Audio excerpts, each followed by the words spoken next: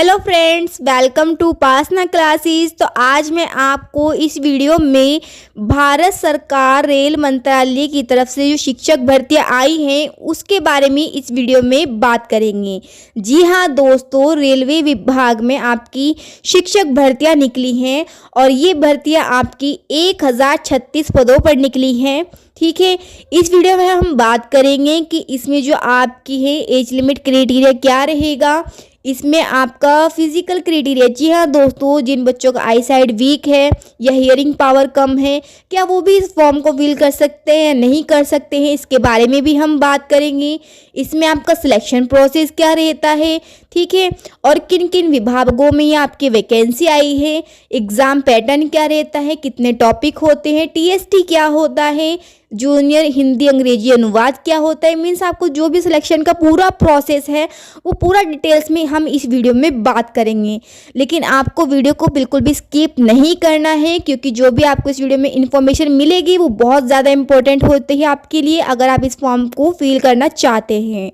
तो दोस्तों, सबसे पहले देखिए मैं आपको बताना चाहूँगी, जो भी आपको इस वीडियो में इन्फॉर्मेशन मिलेगी वो आपका जो रेलवे मंत्रालय की तरफ से नोटिफिकेशन आया है इसका स्क्रीनशॉट लेते हुए मैं दिखाते हुए आपको चलूँगी, जिससे कि आपको ये भी पता रहेगा कि नोटिफिकेशन में जो आपकी डिटेल्स आई है उसमें क्या कहा गया है, क्या समझाने की कोशिश की गई है और क्या क्या जानकारी आपको मैं इसमें बता रही हूँ। तो चलिए शुरू करते हैं। सबसे पहले तो देखिए, जैसे कि आपको ये फोटो दिख ही रहा होगा, थंबनेल पे भी दिखा है, इसमें लिखा है भारत सरकार रेल मंत्रालय रेलवे बोर्ड भर्ती। तो इसमें देखिए जो लिखा है, ऊपर आपका ट्रेन का फोटो है, नीचे से कि आप देख सकते हैं यहाँ पर अलग अलग किरदारों के यहाँ पर फोटो दिए हुए, कैप्शन दिया हुआ है। जैसे कि आपका यहाँ पर लाइब्रेरियन का दिया हुआ है, तबला वादक का दिया हुआ है, यहाँ पर टीचर्स का दिया हुआ है। एक तरह से यहाँ पर साइड में देखते हैं आप जो है आपका डॉक्टर्स, वकील, ये हर एक पोस्ट यहाँ पर रेलवे भर्ती में निकलती रहती हैं। और इस बार भी आपकी शिक्षक भर्ती में ये वैकेंसियाँ आई हैं। अगर मैं आपको बताऊँ 1036 वैकेंसी जो आपकी आई हैं, ये आपकी primary level, junior level, TGT, PGT, यहाँ पर आपकी शिक्षक विभाग में हर विभाग में वैकेंसी निकली है। 136 वैकेंसी जो है आपकी डिवाइड है विभागों में। ठीक है, तो सबसे पहले देखिए मैं आपको बताऊंगी, अब आगे बात कर लेते हैं। यहाँ पर जो आपके एप्लीकेशन फॉर्म की जो डेट है वो 7 जनवरी 2025 से स्टार्ट हो गए थे। लास्ट डेट है 6 फरवरी 2025। जी हाँ दोस्तों, 6 फरवरी 2025 लास्ट डेट है। हालांकि एप्लीकेशन फॉर्म आपके काफ़ी टाइम पहले फिल हो गए थे स्टार्ट। वीडियो थोड़ा लेट हो गया है क्योंकि एडिटिंग में बहुत ज़्यादा समय लगता है दोस्तों, लेकिन मैंने फिर भी सोचा क्यों ना लास्ट डेट से पहले कुछ टाइम पहले तो आपको फॉर्म फिल के बारे में बता देना चाहिए, जो इंपॉर्टेंट इन्फॉर्मेशन होती है। अगर आपने एप्लीकेशन फॉर्म फिल भी कर लिए तब भी आपको ये वीडियो ज़रूर देखना चाहिए, क्योंकि जो आपके एग्ज़ाम पैटर्न, आपके कुछ ऐसे टेस्ट हैं जो आप जिसके बारे में आपको नहीं पता है, तो वो भी आपको इस वीडियो में जानने को मिलेगा। ठीक है, और हाँ फ्रेंड्स, देखिए इसकी जो एप्लीकेशन फॉर्म है वो ऑनलाइन ही फिल होंगे, क्योंकि जैसे कि आप सभी को पता है जो बच्चे फॉर्म फिल करते रहते हैं 99% जितनी भी वैकेंसी आती हैं सभी के एप्लीकेशन फॉर्म आपके ऑनलाइन ही फिल होते हैं। ठीक है, उसके बाद देखिए यहाँ पर देख सकते हैं परीक्षा के चरण, तो यहाँ पर इन्होंने लिखा है एकल चरण कंप्यूटर आधारित परीक्षा। मीन्स आपका जो सीबीटी बेस पर जो आपका एग्जाम होगा सिर्फ एक ही एग्जाम होगा, उसके बाद के आगे के प्रोसेस होंगे, जैसे ट्रांसलेशन टेस्ट हो गया, अनुवाद परीक्षण हो गया, प्रदर्शन परीक्षण हो गया। ट्रांसलेशन टेस्ट जैसे कि आपको यहाँ पर हिंदी से अंग्रेजी और अंग्रेजी से हिंदी, तो दोनों ही लैंग्वेज आपको अच्छी से आनी चाहिए। ठीक है, अनुवाद परीक्षण हो गया आपका। ठीक है, प्रदर्शन परीक्षण में जैसे कि आप टीचिंग के लिए अप्लाई कर रहे हैं तो आपका पढ़ाने का तरीका, आपका टीचिंग मेथड कितना प्रभावी है, ये आपका वहाँ पर टेस्ट लिया जाएगा, शिक्षण कौशल परीक्षण करा जाएगा। ठीक है, उसके बाद आपके डॉक्यूमेंट्स वेरिफिकेशन होते हैं और चिकित्सा परीक्षा होगी। मीन्स जो आपका मेडिकल सर्टिफिकेट होता है वो वहाँ पर चलेगा। ठीक है, उसके बाद उन्होंने लिखा है बुलावा पत्र। मीन्स जो आपके मेरिट जो बच्चे सिलेक्टेड होंगे, जिन बच्चों का मेरिट में नाम आएगा, तो यहाँ पर क्या करना है, आपको ऑनलाइन इसकी वेबसाइट पर जाकर आपको ई कॉल लेटर डाउनलोड करना पड़ेगा। ऐसा नहीं है कि पोस्ट ऑफिस के थ्रू आपको पर्सनली भेजा जाएगा। ये आपको ज्वाइनिंग लेटर जो भी होगा वो आपको ऑनलाइन ही यहाँ पर डाउनलोड करना पड़ेगा। ठीक है, उसके बाद देखिए यहाँ पर लिखा है विभिन्न चरणों के लिए सूचीबद्ध किया जाना। प्रत्येक रेलवे बोर्ड दस्तावेज सत्यापन के लिए उम्मीदवारों की सूची सीबीटी उम्मीदवारों की योग्यता के आधार पर होगी। अनुवाद परीक्षा के लिए सूची में सीबीटी उम्मीदवारों की योग्यता के आधार पर 1 के 10 गुना उम्मीदवारों सूचीबद्ध किया जाएगा। मीन्स यहाँ पर ये लिखा है, देखिए जो आपका सीबीटी जो आपकी बागी की प्रोसेस है, जैसे कि मैंने बताया है ट्रांसलेशन टेस्ट हो गया, पीटी प्रदर्शन विधि हो गया, ये आपके आगे की प्रोसेस है, लेकिन इसमें आपके अलग से मार्क्स नहीं मिलेंगे, ये आपके काउंट नहीं होंगे। जो आपकी मेरिट बनेगी ना, मेरिट बनेगी, जिन बच्चों का सिलेक्शन होगा वो सीबीटी बेस पर जो एग्जाम होगा उसी के बेस पर आपका यहाँ पर सिलेक्शन होगा। तो उन्होंने यहाँ पर क्लियरली ये लिखा है। और जो भी आपकी वैकेंसी होगी, जो भी होगा सिलेक्शन 10 गुना उसके ज़्यादा आपकी जो वैकेंसी है, वैकेंसी आपकी इंक्रीज हो सकती है। ऐसे मामले में जहाँ 1 से अधिक उम्मीदवार कट ऑफ, ये सबको ही पता है कि जिनके अगर एक सेम वहाँ पर मार्क्स आते हैं तो जिन बच्चों की डेट ज़्यादा होती है उसके बेस पर वहाँ पर पहले उसका सिलेक्शन होता है।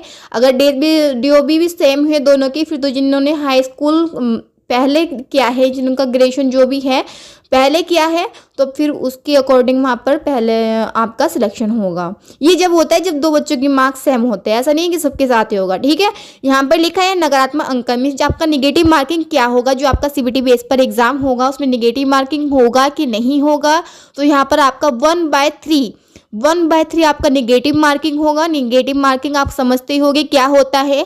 अगर आप 3 क्वेश्चन गलत करते हैं तो आपके एक क्वेश्चन के मार्क्स जो आपका सही होगा वो भी आपका कट हो जाएगा, वो भी आपका गलत क्वेश्चन के आंसर देने पर आपका एक सही क्वेश्चन का आंसर भी आपका उसी के उसमें कट जाएगा, तो ये आपका निगेटिव मार्किंग होती है।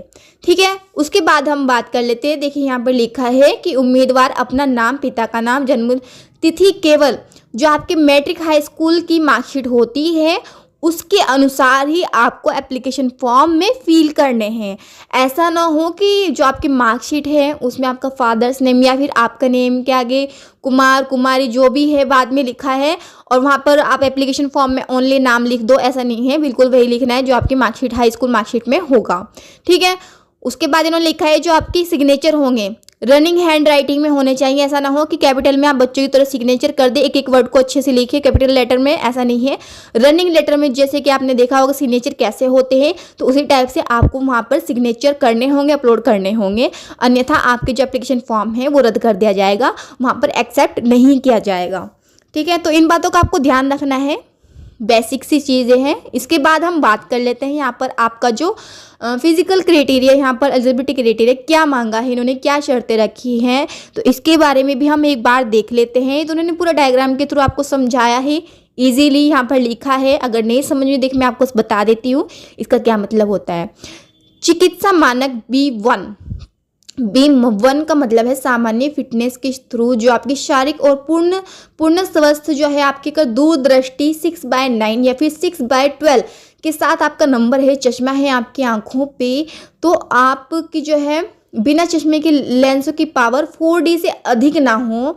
मीन्स अगर आप लेंस यूज़ करते हो तो इनसे ज़्यादा होनी चाहिए, जिन्होंने बताया है 6/9 6/12 से ज़्यादा ना होनी चाहिए।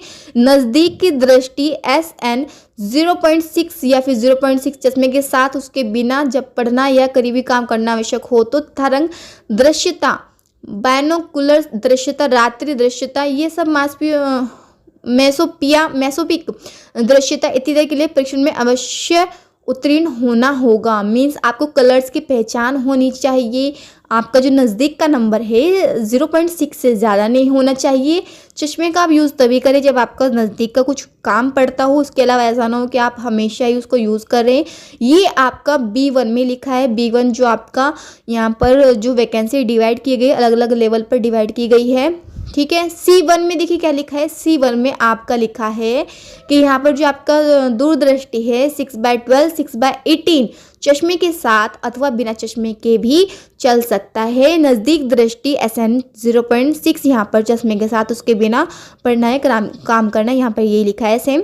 ठीक है, उसके बाद C2 में लिखा है, यहाँ पर भी लिखा है बिना उसके, यहाँ पर बिना चश्मे के 0 एंड नज़दीक की दृष्टि ऐसा। यहाँ पर देखिए, यहाँ पर जो रेलवे में जितनी वैकेंसी आती है इसमें फिजिकल क्राइटेरिया तो मांगते ही हैं, लेकिन उन्होंने यहाँ पर कुछ छूट की है, जैसे कि आपका शिक्षक भर्ती में निकली है, अन्यथा वैसे आपके रेलवे में निकलती है उसमें भी 6/6 ही रहते हैं, उससे ज़्यादा लेते हैं, उससे कम नहीं लेते हैं। ठीक है, तो यहाँ पर इन्होंने ये भी बताया है अगर आपका लेसिक सर्जरी हुआ है और 1 साल हो गया है तो भी आप इसके लिए अप्लाई कर सकते हैं।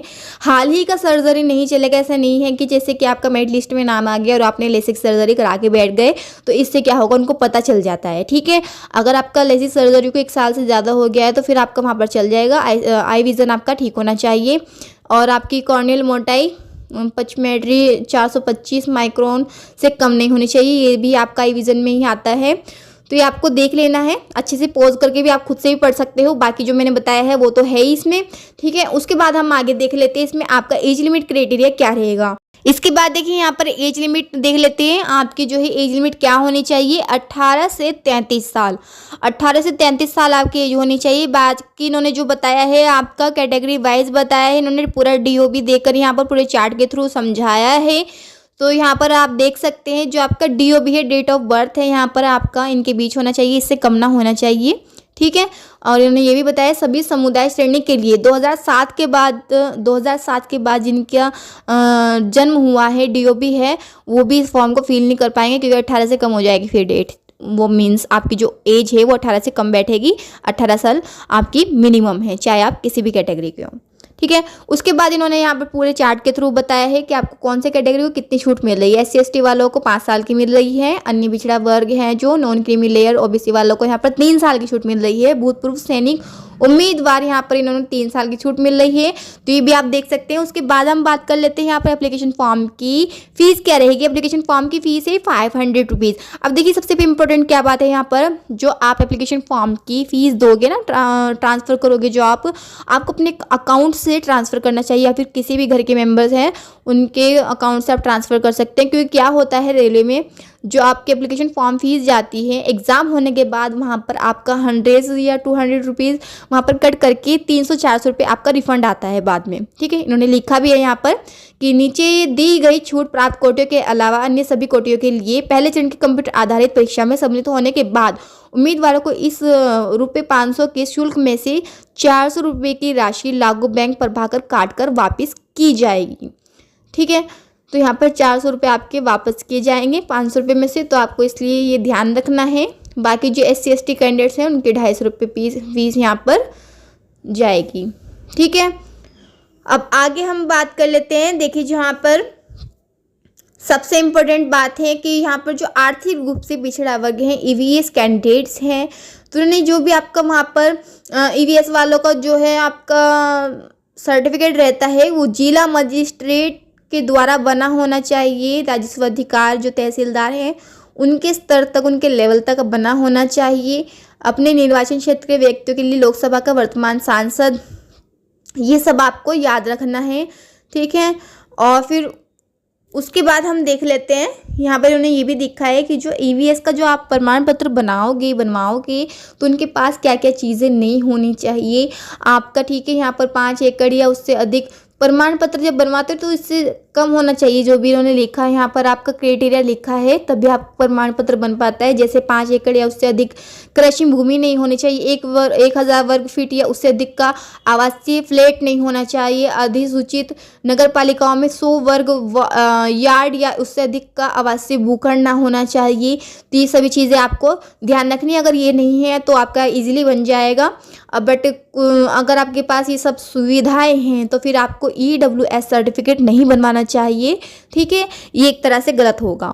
उसके बाद हम बात कर लेते हैं यहाँ पर आपका जो है एग्ज़ाम में जो है आपका CBT बेस पर जो आपके एग्ज़ाम होंगे तो इन टॉपिक से 5 टॉपिक से आपके क्वेश्चन आएंगे, जो टोटल 100 क्वेश्चन होंगे और आपके 100 मार्क्स के होंगे। इन्होंने बताया है यहाँ पर व्यावसायिक योग्यता से 50 क्वेश्चन आएंगे, 50 क्वेश्चन आएंगे। सामान्य जागरूकता से, रीजनिंग से 15 क्वेश्चन आएंगे। सामान्य बुद्धि और तर्क शक्ति से सेकंड जो है आपका GK से 15 क्वेश्चन, सामान्य बुद्धि और तर्क शक्ति रीजनिंग से 15, गणित मैथ से आपके 10 नंबर, सामान्य विज्ञान जनरल साइंस से आपके 10 क्वेश्चन। ये आपका यहाँ पर क्वेश्चन के नंबर और मार्क्स सेम ही रहेंगे, 100 मार्क्स 100 क्वेश्चन। ठीक है, नेगेटिव मार्किंग मैंने आपको बताया था 1/3 रहेगा, तो ये आपको ध्यान रखना है। उसके बाद देखिए दोस्तों यहाँ पर सबसे इम्पोर्टेंट है जो आपका जूनियर अनुवाद हिंदी, जो मैंने आपको स्टार्टिंग में बताया था।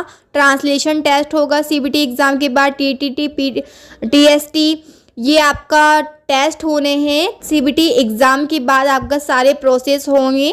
ठीक है। और सबसे इम्पोर्टेंट बात दोस्तों देखिए, जो आपकी 1036 जो वैकेंसी आई है, ये आपकी कौन कौन से सब्जेक्ट में कितनी वैकेंसी है ये भी मैं आपको ज़रूर बताऊंगी, लेकिन वीडियो बहुत ज़्यादा लॉन्ग हो जाएगा क्योंकि जो आपका नोटिफिकेशन है ये आपका 150 पेज के लगभग आपका नोटिफिकेशन है। सिर्फ इसी का जो आपकी खाली वैकेंसी से रिलेटेड कुछ इन्फॉर्मेशन दिया गया है, और जो आपकी वैकेंसी है जो आपकी सब्जेक्ट के अकॉर्डिंग सैलरी, आपका क्वालिफिकेशन, आपकी वैकेंसी कितनी है वो अलग से नोटिफिकेशन है, वो भी आपका काफ़ी बड़ा है, तो उसको भी अच्छे से पढ़ के मैं आपके लिए कल उस पर वीडियो बनाने वाली हूँ। तो अगर आप उस वीडियो को देखना चाहते हो तो प्लीज़ मुझे कमेंट सेक्शन में ज़रूर बताएं कमेंट्स करके। और अगर आप इस फॉर्म को फिल ज़रूर करना चाहते तो आपके लिए बेसिक इन्फॉर्मेशन थी, लेकिन अगर आप जो आपका पोस्ट ग्रेजुएशन हो चुका है, बीएड बीटीसी जो भी कर रखा है, आपकी क्वालिफिकेशन जो भी रहेगी वो मैं आपको कल इस चैनल पर आपको वीडियो मिल जाएगी। तो प्लीज़ चैनल से जुड़े रहने, चैनल को सब्सक्राइब ज़रूर करना है, ठीक है। और वीडियो अच्छा लगे तो वीडियो को लाइक शेयर भी ज़रूर करना है। और ये आपको जैसे मैंने आपको बताया था ये भी आप एक बार ज़रूर देख ले जाने से पहले। ये आपका ट्रांसलेशन हो जाएगा हिंदी अंग्रेजी में, ट्रांसलेशन टेस्ट होगा। उसके बाद प्रदर्शन शिक्षण कौशल परीक्षा में क्या होगा, जो बच्चे यहाँ पर जो कैंडिडेट्स हैं जो टीचिंग के लिए अप्लाई कर रहे हैं वहाँ पर आपको पावर पॉइंट प्रेजेंटेशन देना होगा। वहाँ पर क्या होगा, आपको हैंड टू हैंड वहाँ पर टॉपिक दिए जाएंगे, जो वहाँ पर आपके ऑफिसर्स आएंगे आपके टेस्ट लेने के लिए, तो वहाँ पर आपको कुछ समय दिया जाएगा। आपको वहाँ पर अपने अकॉर्डिंग वहाँ पर रेडी करना है, सभी जो भी है आपकी प्रेजेंटेशन वो सबको यूज़ करते हुए आपको वहाँ पर अपना टीचिंग मेथड दिखाना है कि आपके अंदर कितनी सूझबूझ है, आपके पढ़ाने का तरीका कितना प्रभावी है, आप कैसे समझा सकते हैं ये आपका देखा जाएगा। फिर है प्रदर्शन परीक्षण है, जो आपका जो कुछ म्यूज़िक टीचर्स होंगे जिसके लिए अप्लाई कर रहे हैं सब्जेक्ट के अकॉर्डिंग, तो उनका भी वहाँ पर टेस्ट होगा।